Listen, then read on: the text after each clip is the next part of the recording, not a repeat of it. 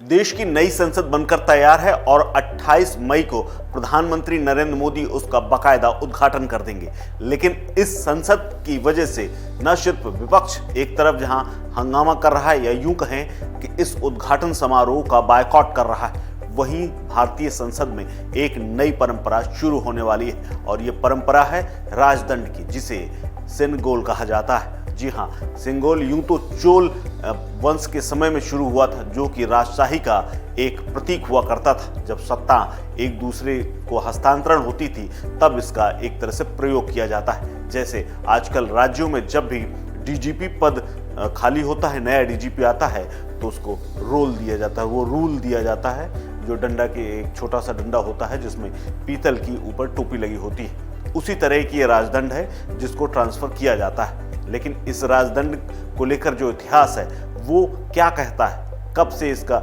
शुरू हुआ और कब से हमारे भारत में इसका अंत हुआ था, इसके बारे में आज हम जानेंगे। नमस्कार, मैं हूं कुलदीप द्विवेदी और आप देख रहे हैं वन इंडिया हिंदी।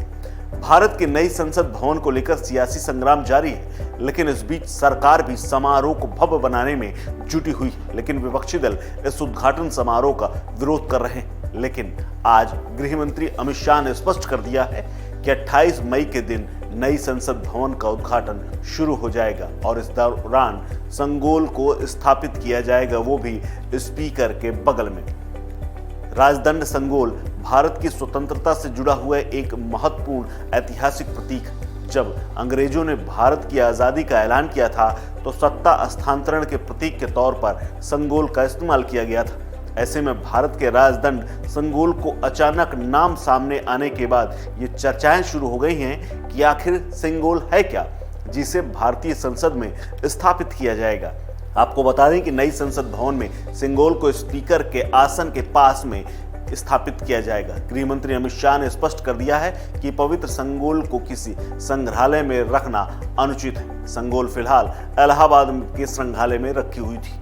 संगोल की स्थापना के लिए संसद भवन का अधिक उपयुक्त और पवित्र स्थान और कोई नहीं हो सकता है, यानी संगोल अब संसद भवन में आने वाली है। इसीलिए जब संसद भवन देश को समर्पित किया जाएगा, उसी दिन प्रधानमंत्री नरेंद्र मोदी बड़ी विनम्रता के साथ तमिलनाडु से आए संगोल को स्वीकार करेंगे और लोकसभा अध्यक्ष के आसन के पास इसे स्थापित कर देंगे।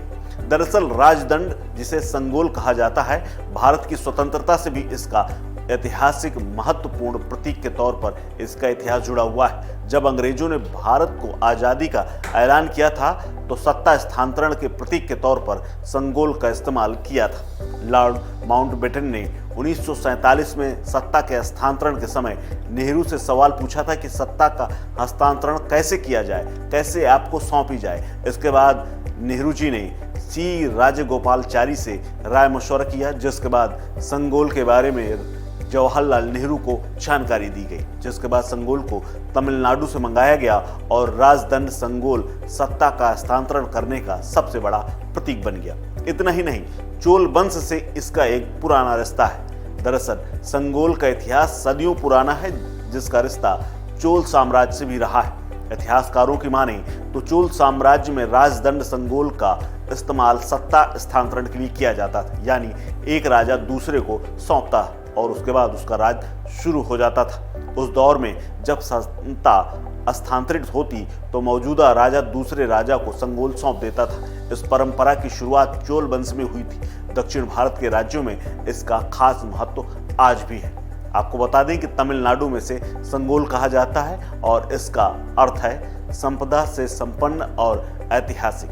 संगोल संस्कृत शब्द शंख से बना हुआ है, जिसका मतलब होता है शंख। सनातन धर्म में शंख को बहुत ही पवित्र माना जाता है। मंदिरों और घरों में आरती के दौरान शंख का इस्तेमाल आज भी किया जाता है। बता दें कि संगोल को इलाहाबाद, जो कि अब प्रयागराज हो गया है, वहां के संग्रहालय में रखा गया था और अब नए संसद भवन के लिए इसे वहां से लाया जा रहा है। संगोल को बताया जा रहा है कि मद्रास के कारीगरों ने इसका निर्माण किया था और इसमें संस्कृत और अन्य भाषाओं में तमाम चीजें इसमें लिखी हुई हैं। इसके अलावा अमित शाह ने आज ये भी साफ कर दिया है कि यह संगोल वही है जो स्वतंत्रता के समय पूर्व पीएम पंडित जवाहरलाल नेहरू को दिया गया था।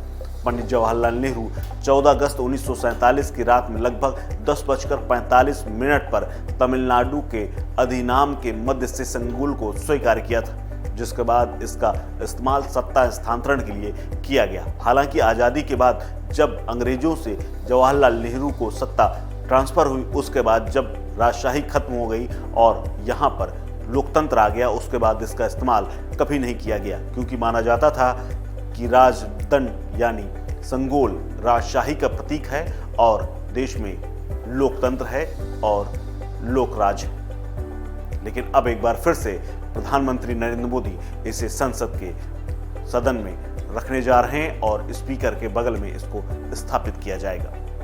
इस खबर में फिलहाल इतना ही। अपडेट्स के लिए बने रहिए वन इंडिया हिंदी के साथ। नमस्कार।